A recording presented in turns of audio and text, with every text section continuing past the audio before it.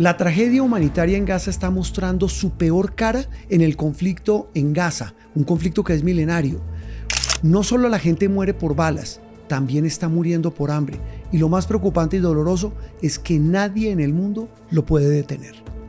A lo largo de la historia, el hambre ha sido utilizada como un arma inhumana en muchas guerras. Ha logrado que cambie el curso de los conflictos y sobre todo, y tristemente, ha logrado el exterminio de numerosas poblaciones.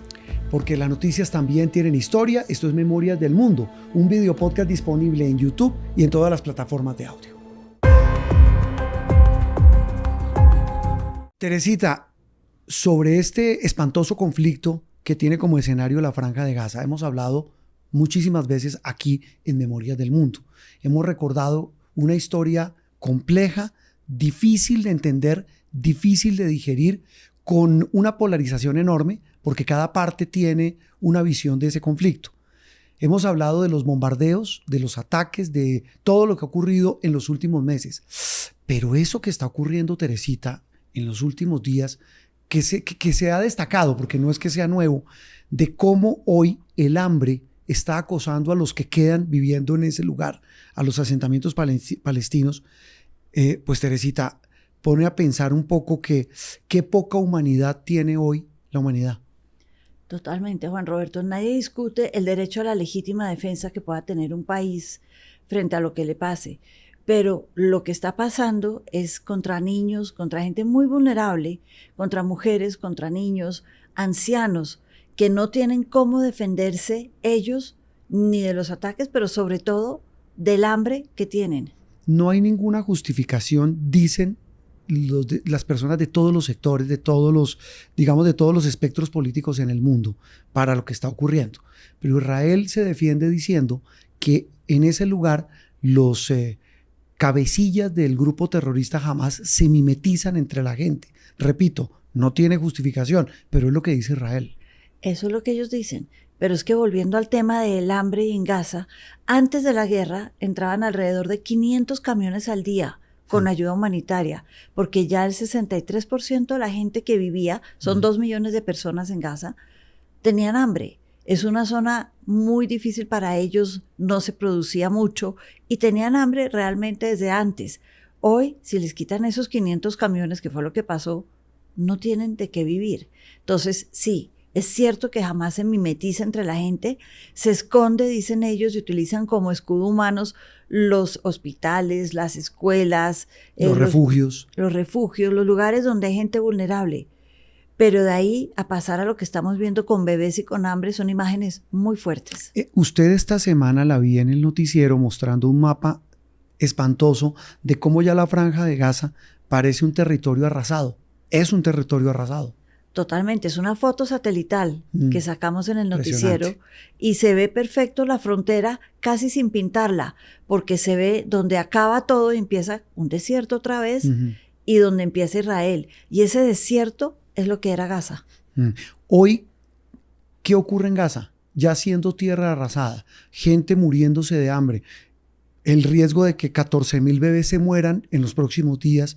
Hoy, ¿qué pasa en Gaza? Y lo más preocupante, lo más doloroso, Teresita, es ¿qué hace el mundo por Gaza? Nadie hace nada.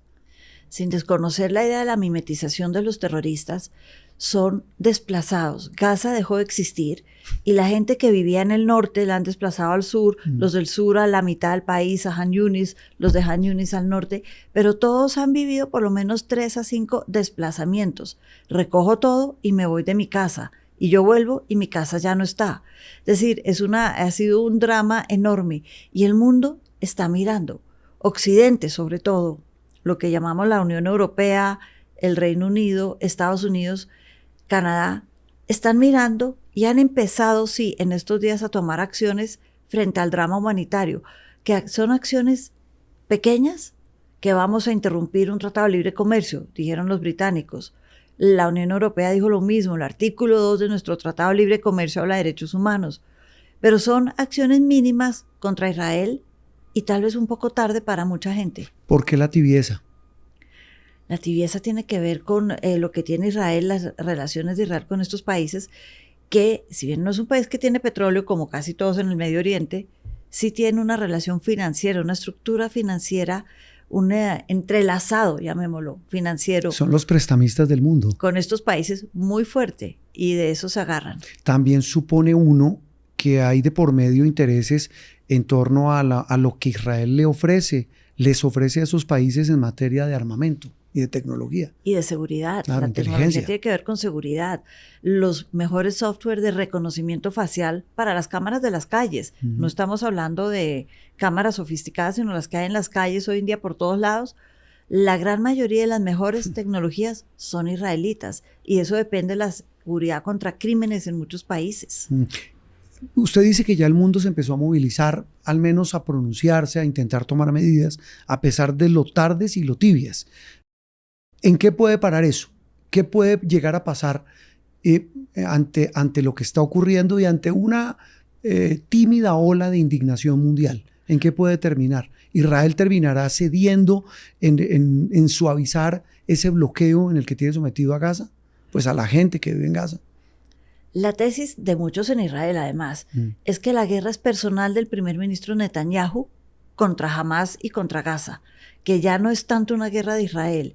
En ese sentido, mientras Netanyahu siga de primer ministro, ahí seguiremos viendo que él no va a ceder en lo que él llama fronteras seguras.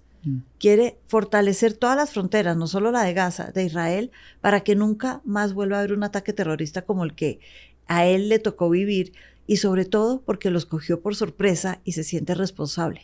A todas estas, ¿qué ha pasado con Hamás? Hamás sigue operando. Vimos que en la tregua que hubo hace unos meses, que entró algo de ayuda, los que distribuyeron la ayuda dijeron cuánto para cada quien y organizaron las filas, fue Hamás. Y lo más triste es que entre Hamás e Israel, los que están pagando los platos rotos son los civiles. Son los civiles y yo creo que se está preparando una nueva generación de toda esta gente que ha sufrido el hambre y el desplazamiento de odio hacia Israel, y esto no tiene un fin cercano. A lo largo de la historia, ¿qué tanto se ha usado el hambre, Teresita, como un arma de guerra? Tristemente siempre, Juan Roberto. Desde inicios del ser humano, el ser humano ha tratado de quitarle la comida, que es con lo que sobrevive el ser humano, al enemigo.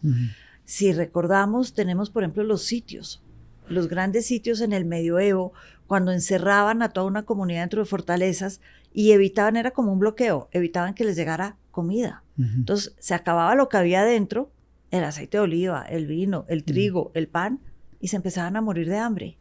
Y así lo hizo, por ejemplo, París. Una gran ciudad fue sitiada por Enrique IV, Enrique de Navarra, en los años 1600, y fue un sitio espantoso, murió mucha gente.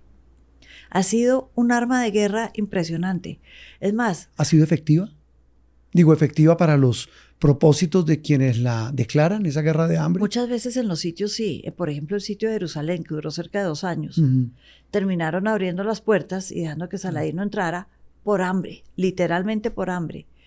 Entonces, es más, hay 2 personajes muy importantes que son Sun Tzu, que escribió un libro, El arte de la guerra. Sí. En ese libro tiene un capítulo en el que dice: los generales deben estudiar cómo llegan las provisiones, incluida la comida, del enemigo, y capitalizar ese conocimiento controlando la ruta de las provisiones.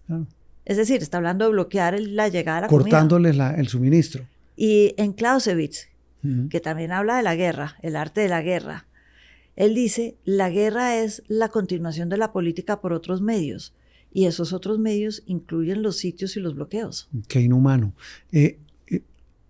¿En qué momento de la historia el mundo se ha movilizado para parar una guerra de hambre? Ha habido momentos, sobre todo en la historia más moderna, más reciente. Por ejemplo, en Biafra. Sí. Biafra, estamos hablando de Nigeria, Sí. 1970. La independización de Nigeria coincidió con un grupo religioso, católico, Biafra, que se quería independizar y tener su autonomía. Los mataron de hambre, literalmente 2 millones de personas murieron de hambre. Ahí se empezó a mover el mundo, empezó a hablar con Nigeria. Lo mismo pasó en Etiopía cuando la guerra contra el Tigray en los años 90. Le dijeron: un momentico. Lo mismo pasó en Ruanda. En Ruanda, le dijeron: un momentico, el hambre no puede ser. Naciones Unidas crea organismos para ayudar con el hambre, entregar trigo, entregar pan, entregar lo que se necesite para sobrevivir. Aún más, en la guerra de Ucrania, cuando se vio que Ucrania no iba a poder exportar todo ese trigo del cual depende el Medio Oriente para su pan, el mundo se movilizó y dijo, se hace una excepción, los barcos que llevan trigo pueden pasar. Ahí sí se pudo, ¿no? Porque el hambre no puede ser una arma de guerra. Usted habla, Teresita, de las Naciones Unidas. A lo largo de la historia, ¿qué tan efectivo ha sido el papel de la ONU para evitar confrontar estas guerras de hambre? En 1948 la Convención de Derechos Humanos declaró la inanición, el matar a la gente de hambre, como algo que va en contra de los derechos humanos fundamentales de cualquier persona. Pero hay que ratificar la convención y hay muchos países que todavía no lo hacen. En el 2017, el Consejo de Seguridad sacó una resolución 2417 diciendo el hambre, la inanición y matar a la gente de hambre va en contra de todo lo que es Naciones Unidas y lo vamos a perseguir. Pero es que recordemos, Consejo de Seguridad tiene también el veto de ciertos países que primero están sus intereses realistas, políticos, y después ve a ver qué hace con esta información. La política por encima de la humanidad, Teresita. Hasta la Corte Penal Internacional lo declaró hoy en día en Derecho Internacional Moderno genocidio. Pero hay que reconocer a la Corte y hay que darle validez a la Corte, la política. Teresita, porque las noticias también tienen historia. Esto es Memorias del Mundo, un video podcast disponible en YouTube y en todas las plataformas de audio.